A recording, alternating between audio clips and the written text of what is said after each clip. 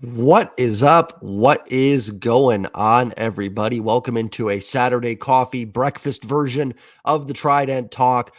We got a few things we're going to go over today. Matt Chapman has signed with the San Francisco Giants, and some injury updates on Matt Brash and Luis Urias. So I will dive into all of that. Before I do me a favor, hit that subscribe button. My goal is to get to 2,700 subs by opening day. That's right around the corner in terms of opening day and the sub count. So if you're someone that just casually watches or you're new here, hit that sub button. I think you'll enjoy the content. Breaking Mariners news, I'm on here. I do a post-game recap for every single game. So if you need someone to vent your frustrations, I'll be the person for you. So hit that sub button, hit the like button for me as well. That helps out the channel tremendously. And if you're going to any Mariners games, regular season, spring training, cracking games, anything, download the SeatGeek app or go to their website. Use promo code JSTrident for $20 off your first time purchase with SeatGeek. So essentially three pieces of Mariners news that we'll go over. I'll try and keep them all as brief as possible. But if you want to grab your cup of coffee and listen in, go for it. So let's first talk about the injury front. Let's first dive into Matt Brash. This is from Ryan Divish. He said Mariners announced Matt Brash has medial elbow inflammation and can start playing catch on Tuesday. Brash visited Dr. Keith Meister, who opted not to have a surgical procedure. Divish continues, Brash won't likely be ready for opening day. He has to have a full buildup. The Mariners will also be cautious. The MRI was consistent with past scans of his elbow. So, quick synopsis, good news. Good news that Matt Brash will not need surgery and is going to begin throwing next week. Doesn't look like he'll be ready for opening day, but honestly, in some ways, that stuff could honestly work out in a kind of a twisted way as a blessing. So you get Matt Brash back late April, maybe early May, let's assume. You might have a more rested Matt Brash. And if, Munoz is good, he was hitting 100 in his last outing. Santos is ready for opening day. I think he should be fine for a month or two. And then Brash can get back in there and hopefully really get this three-headed monster in the bullpen rolling. And then maybe, like I said, you have a more rested Matt Brash. Obviously, the Mariners should be cautious. With anything with pitchers, you have to be so careful. I always say every pitcher is one pitch away from being out for the year. So the Mariners rightfully are going to be cautious with this. I will also add that I don't think this means they're out of the woods yet completely. So while this is very good news, I also don't think it necessarily means that, oh, yeah, Brash is fine 100%. It's still an elbow injury. And with pitchers, that is just always something that makes you nervous. Looks like they're in the clear and it's just the inflammation, but you always have to be cautious. I remember Robbie Ray was just going to miss a little bit of time last year. Things can happen. So encouraging news, just as I wouldn't overreact. I talked about it in the last video when Divish had some sources that thought Brash might miss the season. And we shouldn't overreact to that. Take it for what it's worth, but let's wait till we hear anything. I would say the same thing here, kind of in reverse. This is really good news, but until we see hey, Matt Brash is back in the bullpen and he is going to pitch tomorrow, I would still be, cautiously optimistic here. So good news there on Matt Brash. Also, Luis Urias sounds like he's going to start throwing this week and doing some fielding drills with Perry Hill. So hopefully Urias, they hope will be ready for opening day and can be back out there in the field soon. He's been DHing a little bit in spring training, which is a good sign that the shoulder injury isn't prohibiting him from swinging the bat. And hopefully he can get back to throwing, back to fielding, and be ready for opening day.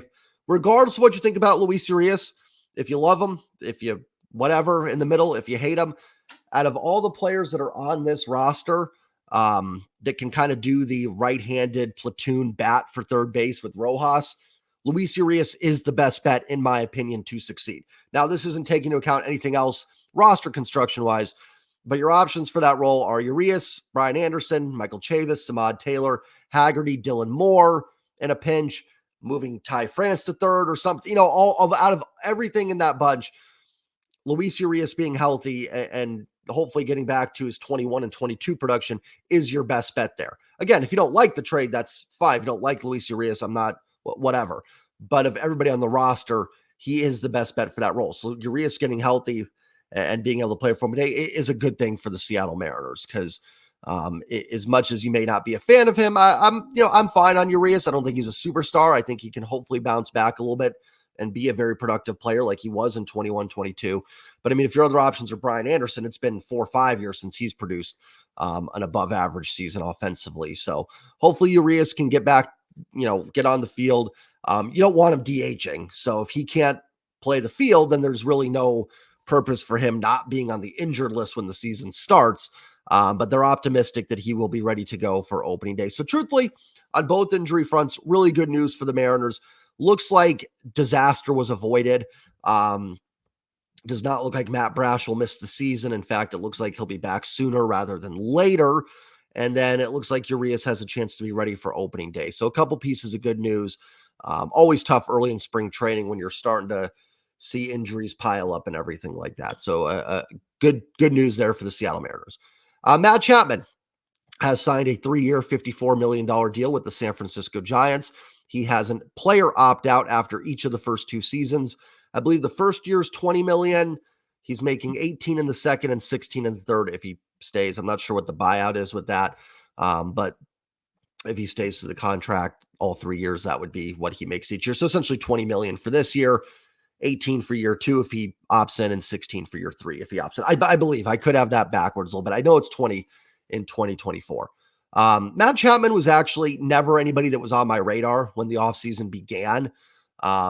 Just never really even thought about it because, listen, at the time, Eugenio Suarez was on the team, so just why would they pursue Matt Chapman? Then Suarez was traded in a salary dump move. Now, I've always said that trade, like, was it a salary dump? Yes. Do I think it was just salary? No. I mean, if that's the case, then dump Julio's contract, right? Because that would be a salary dump. But no, Julio's an amazing player. You're not going to get rid of him. So Gino, to me, was someone that they thought was declining enough that they were willing to do the salary dump with him. And I'm going to kind of tie this all together here, so stick with me a little bit. So that doesn't mean it's not a salary. That doesn't mean it is a salary dump move, but there's reason behind it, if that makes any sense whatsoever. And I didn't really like that trade.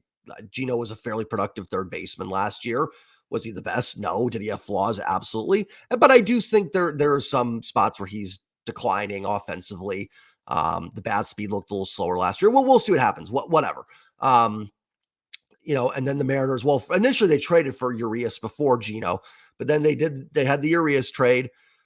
And then it looked like for a while it was going to be Rojas at second, Urias at third, before the Mariners acquired Jorge Polanco. Now, at that point, I was more in on Matt Chapman. I was like, listen, I do not want Josh Rojas playing every day and Luis Urias being an everyday player.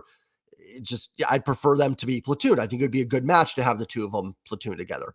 Polanco was a guy that we thought might be available in a trade, but Matt Chapman was out there too. So at the time, it was like, yeah, I mean, go ahead, sign Matt Chapman. You put him at third and platoon Urias Rojas at second if you have to. Well, then the Mariners went and added Jorge Polanco, a trade which I loved. And, that meant Urias and Rojas can now platoon at third, and you've got Polanco at second. So again, Chapman kind of went off my radar a little bit. Well, as the offseason went along, market sort of dried up for Matt Chapman. It kind of came back into the fold a little bit.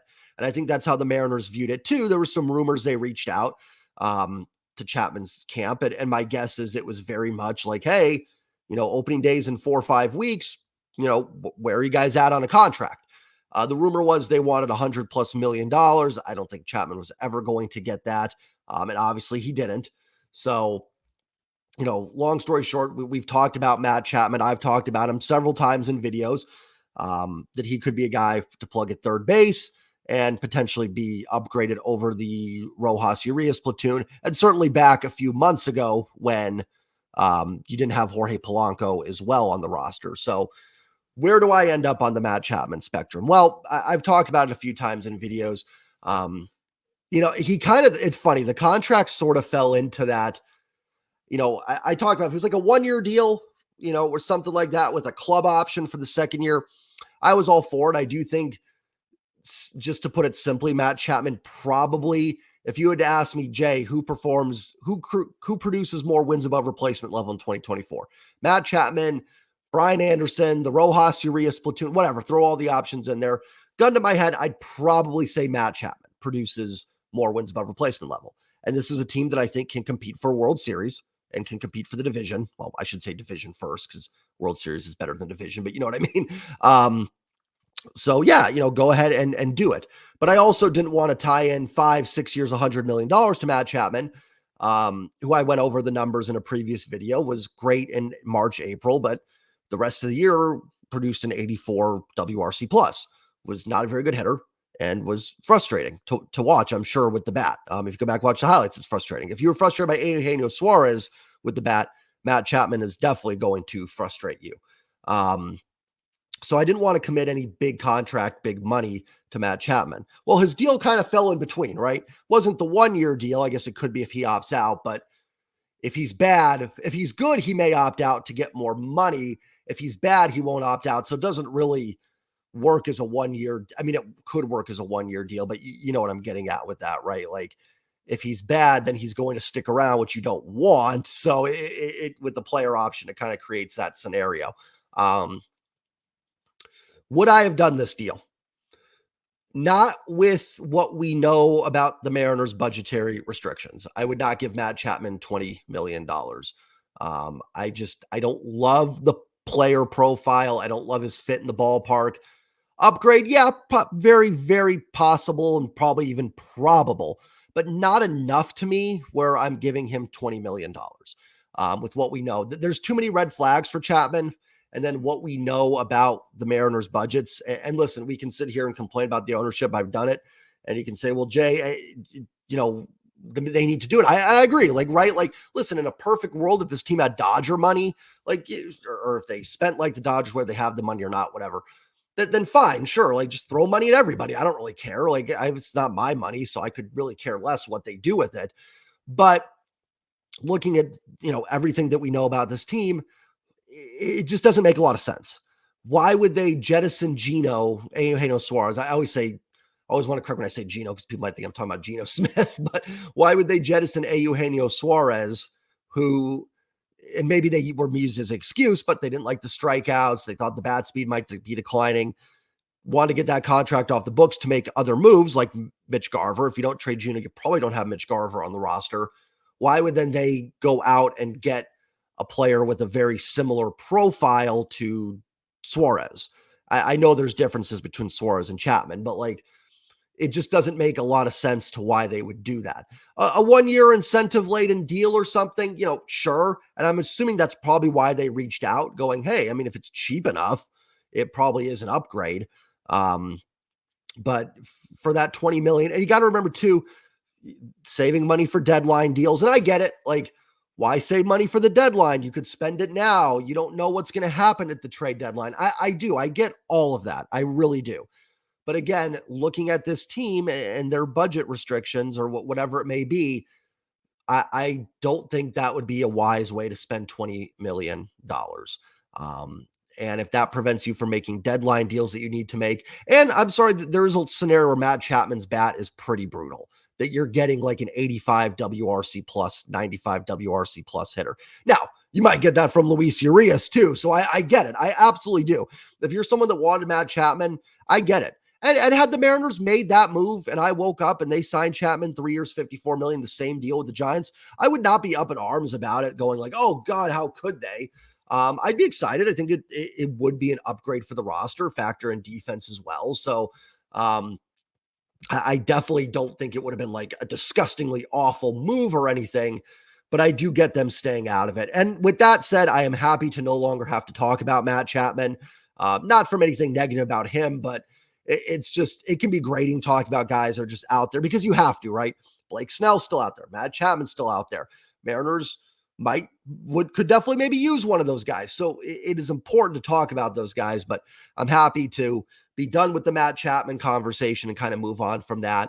And listen, I'm all for this team spending more money, but free agency is not a guaranteed lock either. For every Marcus Semien and Corey Seager, there's a Trevor Story and a Chris Bryant as well. Now, Chapman didn't get near that money or anything like that, but there's a reason for that, right? Like a couple years ago, Bryant Story did get that kind of money. You know what I mean? So that's probably why Chapman's deal was not as big. There is a chance for a very big drop off with Matt Chapman, and it would be hard to move on. I don't know what the stuff is if he's released or anything like that. I don't know how all that works or what they have to pay him there. Yes, Luis Urias may absolutely suck. I don't know for certain. I can't sit here. Listen, I cannot in good conscience sit here and tell you, oh, Matt Chapman's, dangerous signing, and then go, oh, Luis Urias is going to be a stud, right? Like, that's not fair either.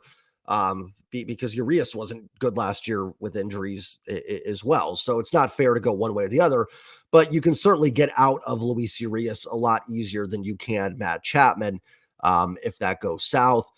And it would have created kind of a weird roster crunch too.